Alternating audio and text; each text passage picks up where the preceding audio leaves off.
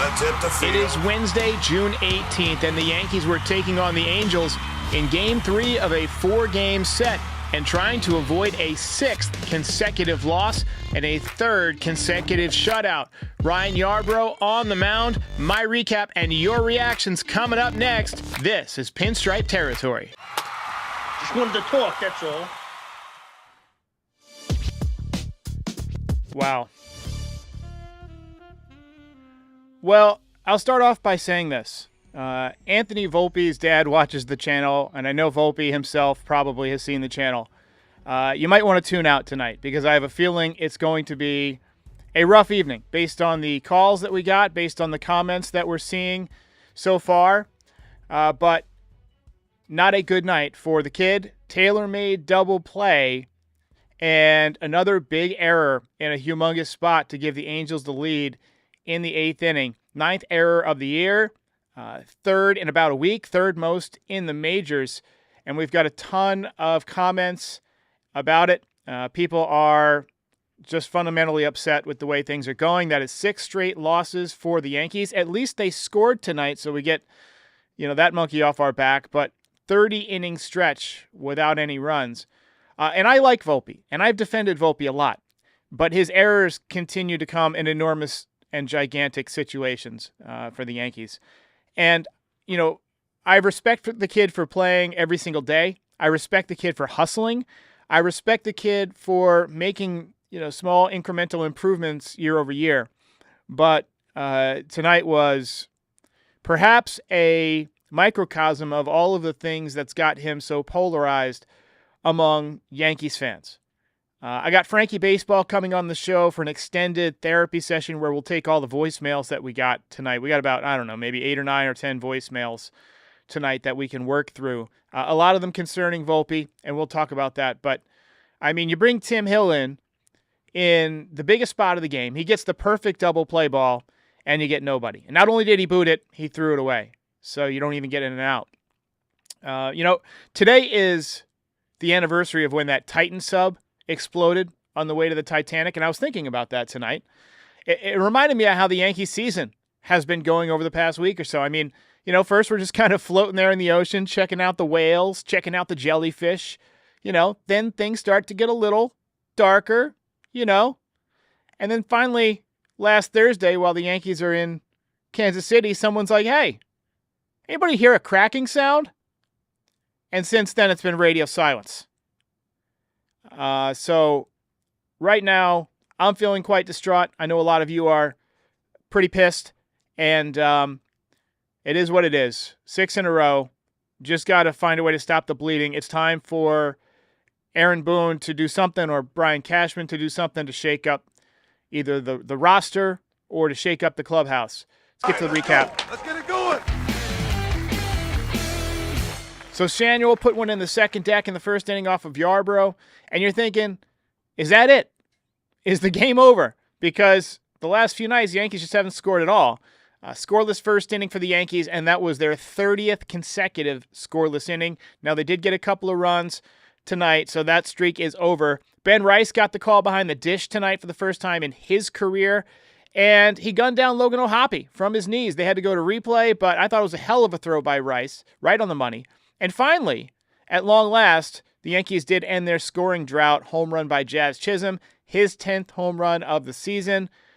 Pretty good considering he missed over a month.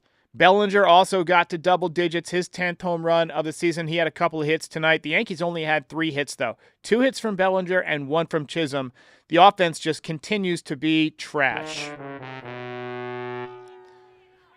And the Angels immediately tied it up on a home run by Adele, so you didn't even get to enjoy that lead that the Yankees had for the first time in like 46 innings or something like that. And it was gone right away. Yarborough, I thought, threw the ball okay. Pitched into the 6th inning. I'll spotlight him in just a second. I thought Mark Leiter Jr. got a huge out to finish off the 6th inning. He's been up and down this year. When he's good, he's really good. When he's bad, he's awful. We had more bad base running from the Yankees in the 6th inning. Trent Grisham got hit by a batted ball. that means the runner's out. And the reason that is the exact reason that you saw tonight. It can deflect the ball away. So you don't want the guy running by and kicking the ball intentionally. So if it hits the runner, he's out. But they teach you to avoid it. He tried to jump over it, but does not have quite the ups. Huge error by Volpe late in the game. No way around it. Biggest error of the season so far, in my opinion. And the Yankees couldn't get bunts down and couldn't make things happen when they did have the rare runner on base. And for the 6th straight time, let's play the losing horn.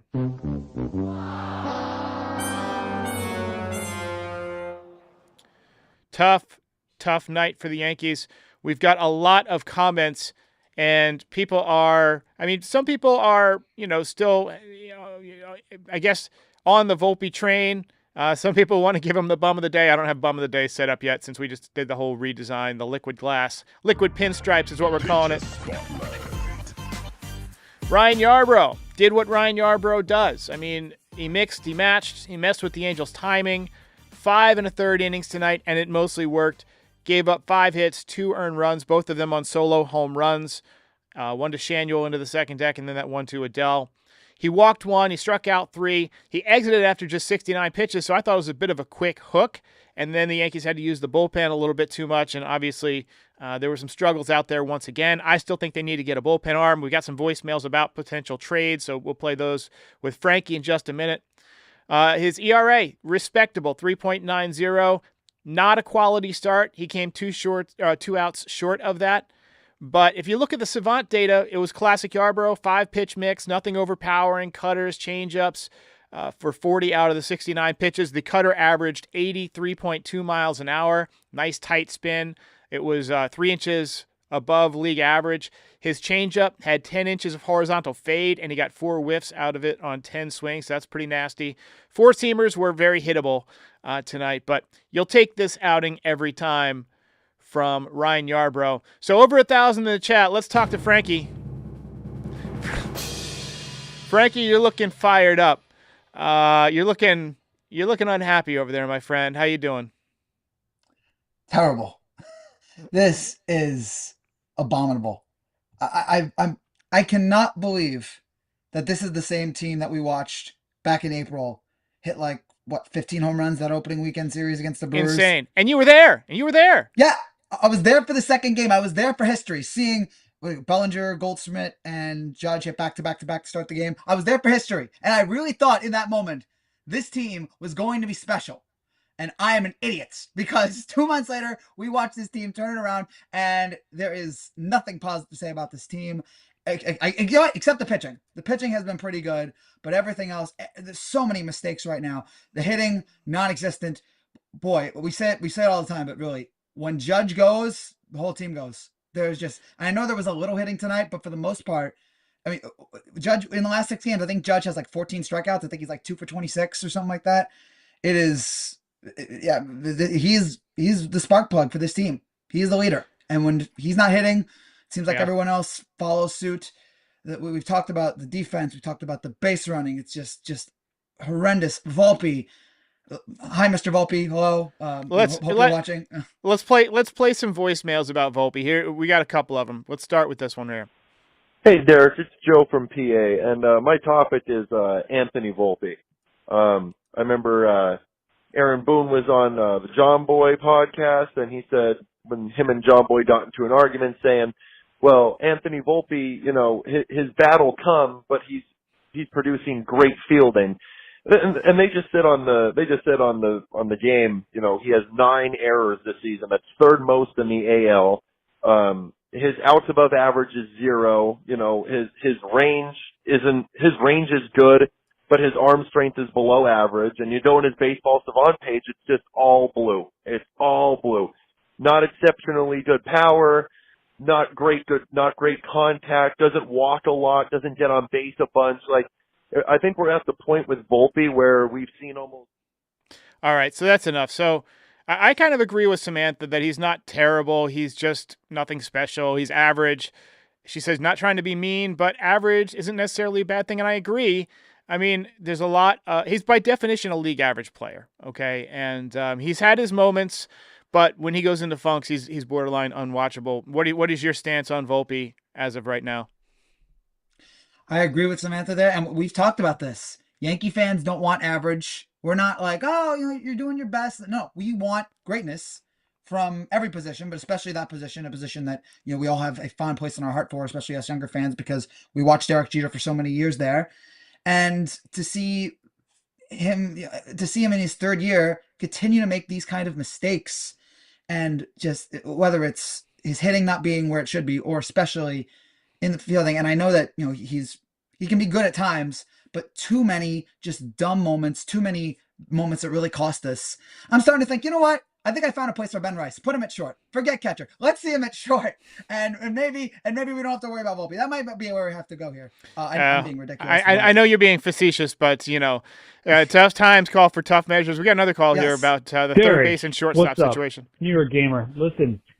Thoughts? Trading for a third baseman could either be. I mean, I would rather have a package for Austin Riley. That's my first. Second would probably be Suarez, but I'm not too high on him. He can't play third that well. And then next year, when Lombard Jr. comes, we have a third baseman and we have an actual shortstop, because at the end of the day, this is not a nursery. This is a professional ball club. And Volpe, I know you like the guy, but his time in New York is coming to an end. And I say that with full clarity. To put him as a starter when you have Lombard Jr. coming up, I can't even form a sentence. That's how my Yeah, he got a little discombobulated there. Yeah, so I had Josh Norris on the other day for the Baseball America piece, and he basically said that Volpe shouldn't buy. He should rent until Lombard gets there. Look, I hear it. I mean, I see people wanting to trade him, wanting to DFA him. He's not getting DFA'd. He's probably not getting traded. I can't imagine that. I mean, who they got to replace him? Peraza? I mean, you can't. There's nobody to step in there and play shortstop. So we're just gonna have to deal with his growing pains right now. As far as a trade, Eugenio Suarez, maybe he goes to third, but he's terrible defensively. Defense is important. We got Max Fried, who throws all these ground balls. You don't want somebody over there at third base who can't field. What are your thoughts, Frank? I agree with you there. I wouldn't mind seeing Austin Riley though, come shortstop, but again, I know that's not going to happen. Look, Yankee fans, you got to deal with it. Volpe is going to be the shortstop for the remainder of the season unless he gets hurt.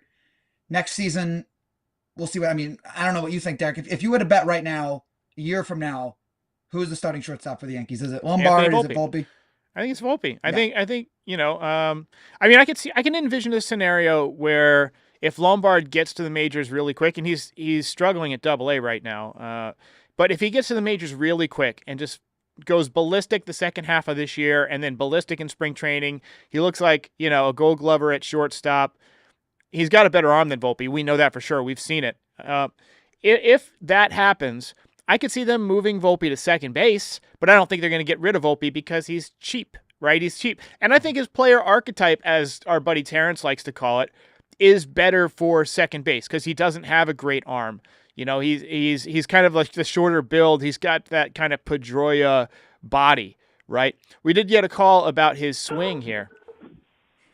Volpe is uppercutting his swing. I don't care where the pitch is at. It could be a low pitch. He's uppercutting it, trying to hit a home run every single time. Our guy Willie with the call. Appreciate it, Willie. Yeah, I agree. I think he needs to change his approach. Another thing that bothered me tonight, Frankie, was the bunts. We got a call about this one.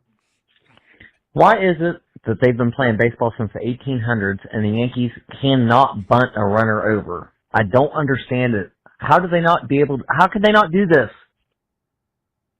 Yeah, Frankie, does that drive you nuts that these professional Major League Baseball players cannot lay down a bunt? I mean, on one part, it makes sense because if you're the best player on your team in high school, in college, all that stuff, they're probably not asking you to bunt a lot. But that's why it's so important in the minor leagues to teach that, because when you get to be playing among the best in the world, you're not always going to be the best. Like I could understand Aaron Judge coming up through the minor leagues and them looking at this guy and saying, if he makes it, he's probably not going to be the guy that lays down bunts, right? He's a gigantic person. He's probably going to be a power hitter. But people like Grisham, a center fielder, come on. People like that have got to be able to bunt. Oswald Peraza, we've seen him try to bunt. He can't bunt worth a crap. What are your thoughts on this? I agree. brings me to one of my main problems with this Yankee team, or this, not the team, the front office, management, whatever, the arrogance that they have. Last year, we all said the biggest issue in that World Series was the fact that they couldn't do the fundamentals right. And it showed all season, especially in that World Series, whether it was base running, whether it was fielding, bunting, that was what was killing us against the Dodgers. And we said it all off season long. That's our biggest problem. We have to fix it. And the Yankees decided to not fix it at all. And the Yankees decided to keep doing the same thing over and over again. Eventually, we're turning the corner. It's right in front of us. All that nonsense you hear from Boone, which I'm sure we're going to hear tonight in the post-game press conference, which is going to tear whatever remains of my hair or left out of my head. But that is my problem. It's like they Boone, Cashman, everybody believes we're so smart. We got this figured out. No, you don't. Okay? Yeah, Cashman, I know you won a bunch of World Series before HD was invented. Yeah, Boone, I know you hit one home run 20 years ago. But you know what? You got to fix these issues. We've been complaining about it. We've been telling you to fix it, and you refuse to do it. This team cannot bunt to save their life, as was mentioned. The fielding, the defense, the base running. Running. I mean, Grisham tonight. I mean, come on. How does that happen? It's just, it bothers me. It bothers me about this team is they cannot, the issues that we asked them to fix, they refuse to fix them, and that's where one of the many reasons why we are where we are now. The little things. We are taking on water here. We got a call here about the hitting coach. Yes, hi, Derek. This is Gary from Central Pennsylvania. Do you think the Yankees would benefit having a change in the hitting coach here in the middle of the season? As an example, Sean Casey came in mid-season in 2023 and did a good job with the hitters. Do you think they would benefit from having a change with a hitting coach? I'd like to know your thoughts. I don't remember Sean Casey doing that great a job. Like I feel like the team sucked before and after. Look, the hitting coach is usually the one that takes the blame, but coming into this last little stretch of baseball, the Yankees were atop the American League, atop Major League Baseball in a lot of offensive categories. Now, a lot of that was Aaron Judge just putting up like video game numbers, right? But I mean, Ben Rice was raking. Trent Grisham was raking. Don Mattingly, when he was the Yankees hitting coach, used to say that his job as a hitting coach was to extend their hot streaks and shorten their cold stretches, right? That's what you want in a good hitting coach. That's the mentality. But it seems like when we go cold over the last couple of years, we stay cold, and we stay cold all summer. And look, I like staying cold in the summer. I just don't like it when the Yankees' bats are cold. We got another call here about Judge. Derek, I'll try to keep this short. I want to take you back to that last game of the Kansas City series. You know, there were reports that came out that said Aaron Judge had bet Boone if he homered in the first two games, he wouldn't make him sit in that third game. Well, Aaron Judge homered in those first two games. Boone kind of broke his promise a little bit and ended up sitting Judge. I don't know if you remember this. Judge didn't look happy that game sitting on the bench. I'm just wondering maybe if Boone has kind of deflated this locker room or this group of guys. What are your thoughts on that one, Frankie? Do you think maybe Judge sitting kind of deflated the team? I mean, they were red hot for the first two games up to that. Judge sits, and then all of a sudden they're ice cold. Now, Judge did have the biggest hit, I think, in this stretch, that home run off of Garrett Crochet, which I think we've all forgotten about, because at the time it was like, oh, well, we lost the game, but that was still an epic moment. But it was like, you know, it was kind of like, hey, that was an epic play, and then, you know, Lincoln gets shot up in the booth. It's like, oh, it kind of ruined the play for you. I mean, what? So, what do you think? Do you think that cooled off the Yankees unintentionally? Solid Lincoln reference there. Always appreciate that. Look, you know, I'd love to take a shot at, no pun intended, at Boone here. You know, I'd love to rip him for that. No, for this, I'm actually going to defend him in this regard. I mean, you know how many days off the Yankees get, like every Monday and Thursday off, or usually one a week throughout the season, and it didn't seem to stop Judge then. I don't think that was the reason. I just think, and as you mentioned, he hit the home run on Friday. I don't think that was the reason. I just think he just got cold for something. He just happened to. Yep. Just something happened, and he's just lost it, and it's frustrating because, and look, if anyone has earned, in a weird way I said this, if anyone has earned the right to have a cold streak this season, it's Judge, because of how he's carried us the first couple months. But the problem is, as we say, he stops hitting and everyone else stops hitting, And there's no player in baseball that a team is more reliant on than Aaron Judge. He is the most valuable player in that regard. You take Ohtani off the Dodgers, they'll still be a pretty good team because they have all these. Take Judge off the Yankees, you see, or if Judge is ineffective, you see what happens. And by the way, one last thing. This is the kind of moment where you could really use a Juan Soto. Because last year, when Judge was going to the cold streaks, we'd have that, and now, Yeah, well, it is what it is. I mean, he wanted to see other people. Frankie, appreciate it so much. We're gonna get a quick word from Arena Club, then I'll be back to take some final comments. This segment, regular segment. Let me know if you like this. Frankie Baseball, fired up with Frankie. I'm sure we'll be fired up in a good way sometimes. It doesn't seem like it right now, but probably some fired up and bad moments. One last thing here, but one last thing before you get to your ad here. I'll be fired up because my friend, who I love but I hate him right now, got me tickets to Friday's game, and now I'm so mad that I have to go into New York to watch this crap on Friday. My friend's having a baby right now. He's not getting a baby present, I'm telling you, because he got me tickets to this game. All right, thanks, Max. Well, if you catch a ball, you can at least give it to the kid. All right, there you go. All right, Frankie. Yes. Kratz, real question for you. So I'm in Arena Club, and I opened up a slab pack. I pulled a Wyatt Langford auto rookie card. I got an immediate offer from Arena Club. I turned it down. It was in the mid-300s range. I've gotten a few offers since. Thoughts on Wyatt? Should I hold on? I saw it. I didn't see it when you ripped the pack, but it looks so sick with everything around it and how it's spinning in your showroom. That John looked nice. But no, you shouldn't sell it. Maybe wait till he makes an all-star or two, and all of a sudden that 300 goes up, and you're going to get another instant offer right away on Arena Club.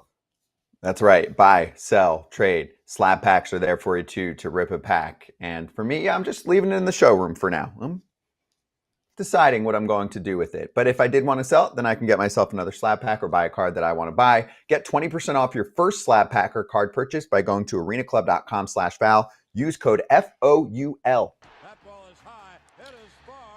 All right. Well, obviously, it's that time of year where things start to get a little bit ugly for the Yankees the last few years. This is now the third straight year in which they have gotten ice cold in June. If past this prologue, we can expect them to heat up around, I'd say, the Boston series, August 21st. That would be a little over 2 months from now, if past is prologue. Anyway, Word Lifer says Jason needs to be playing every day. I liked him in the leadoff spot yesterday. Today he went 0 for 1. He did walk a couple of times and he struck out. His numbers have not been great. He's been slumping a little bit. He's down to 235, 708 OPS, but hopefully he'll make the adjustment. I agree with Samantha again. This is the second time tonight that I've agreed with her. The Martian isn't being developed properly. Look at what the Yankees did to Peraza. He's a shell of what he was, and he's trash. I agree. They shouldn't give Dominguez so many nights off. I think he should be playing. I think Trent Grisham has regressed to the point where he can go back to being a backup, and you can get Dominguez in there more often. Nom Nom says, 4th straight year. Was it 2022? I don't remember. You know what? I do remember a bit of a slump in 2022. But we did have Judge going on that home run barrage, that chasing history, which we have a video of, self-plug.